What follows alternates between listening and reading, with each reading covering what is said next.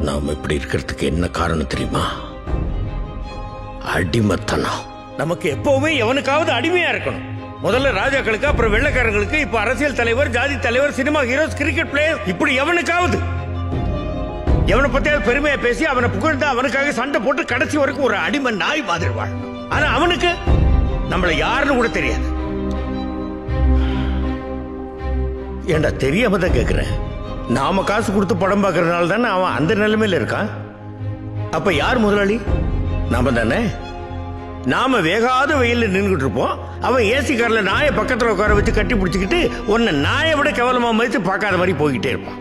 நீ அவன் காருக்கு பின்னாடி வாழ்க வாழ்க வாழ்கன்னு கையை தட்டிக்கிட்டே ஓடுவேன். ஏட்டா உப்பு போட்டு தானே சோறு திங்கிறீங்க? யோசிச்சு பாரு.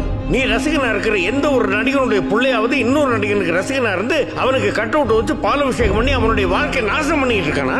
அவன் அடிச்சு சம்பாதிச்ச கார் பங்களான்னு போயிட்டு தான் இருக்கான். ஆனா நீ ஒரு நாள் மழை பெஞ்சா கூட வீட்டுக்குள்ள தண்ணி வந்து இருக்கிறதுக்கு இடம் இல்லாம நடுத்தரில் வந்து நிப்ப.